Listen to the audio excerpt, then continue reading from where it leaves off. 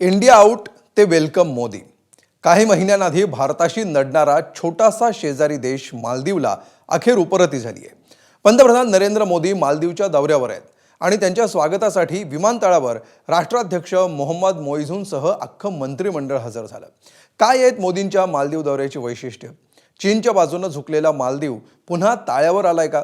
मोदींच्या मालदीव दौऱ्यामुळे काय बदलणार आहे? पाहूया या स्पेशल रिपोर्टमध्ये.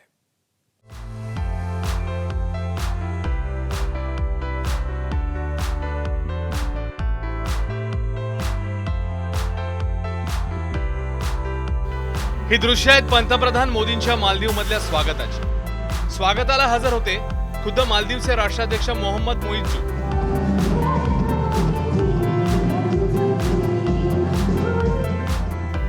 होय, हे तेच मोइझून आहेत ज्यांनी 2 वर्षांपूर्वी मालदीव मधल्या निवडणुकांच्या काळात इंडिया आउटचा नारा दिला होता.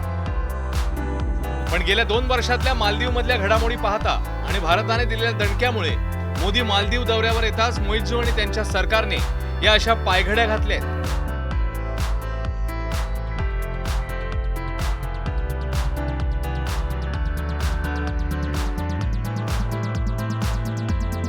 पंतप्रधान मोदींचा हा तिसरा मालदीव दौरा आहे. याआधी 2018 आणि 2019 मध्ये मोदींनी 2 वेळा मालदीवला भेट दिली होती. पण यावेळचा पंतप्रधानांचा मालदीव दौरा खास आहे.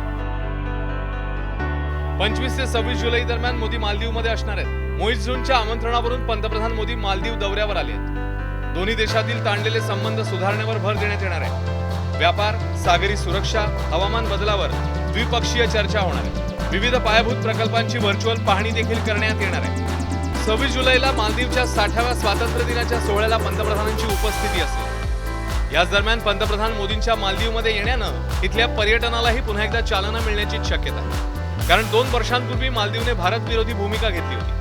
त्यावेळी पंतप्रधान मोदींनी लक्षद्वीपमध्ये जात एक प्रकारे मालदीवला इशाराच दिला होता. भारतीय पर्यटकांनी मालदीवकडे पाठ फिरवली, त्यामुळे पर्यटनावर अवलंबून असलेल्या मालदीवला मोठं नुकसान सहन करावं लागलं. गेल्या 2 वर्षात चीनच्या प्रभावाखाली वावरणाऱ्या मालदीवनी आधीपासूनच इंडिया फर्स्ट या धोरणाला बगल दिली होती. निवडून आल्यानंतर मोइझूननी भारत भेटीची परंपरा मोडत चीन आणि तुर्कीसारख्या देशांना भेट दिली. परंतु नरेंद्र मोदींच्या लक्षद्वीप भेटीमुळे मालदीवच्या पर्यटन व्यवसायाला फटका बसला आणि कोरोनामुळे आधीच कंबरड मोडलेल्या मालदीवची अवस्था अधिक बिकट झाली. त्याचाच परिणाम म्हणून की काय, तर पंतप्रधान नरेंद्र मोदींच्या स्वागतासाठी मालदीवचे राष्ट्राध्यक्ष मोइझूनच नव्हे तर त्यांच्यासह संपूर्ण मंत्रिमंडळ विमानतळावर हजर होतं. भारताशिवाय पर्याय नाही. परकीय कर्जवाढ, डॉलरच्या कमतरतेमुळे मालदीव आर्थिक संकटात आहे. 2023 पासून भारतीय पर्यटकांची संख्या 42% घटली आहे. 2 ते 2.25 लाख पर्यटक भेट द्यायचे ती संख्या आता 60,000पर्यंत घसरली आहे. मालदीवचा महत्वाचा उत्पन्नाचा स्रोत आटलाय. भारताने दिलेल्या क्रेडिट लाईनमुळे दिवाळखोरीपासून सुटका झाली. भारताकडून वेळोवेळी धान्य पुरवठा हा मालदीवला करण्यात येतो. सागरी गस्ती नौका, रडार प्रणाली, सुरक्षा प्रशिक्षण सहाय्य देखील करण्यात येते. पायाभूत सुविधा उभारणीसाठी भारताकडून वेळोवेळी मदत करण्यात येते. सध्या भारताच्या सहकार्याने सुरू असलेला ग्रेटर माले कनेक्टिव्हिटी प्रोजेक्ट मालदीवसाठी महत्वाचा आहे. भारताने यासाठी तब्बल $500 दशलक्ष म्हणजे साधारण 4.25 कोटी रुपयांची मदत मालदीवला दिली आहे. यावेळच्या अर्थसंकल्पात मालदीवला दिली जाणारी आर्थिक मदत 470 कोटींवरून वाढवून 600 कोटींवर नेण्यात आली. त्यामुळे भारतासोबत चांगले संबंध किती गरजेचे आहेत याची जाणीव आता मालदीवला झालीच असेल.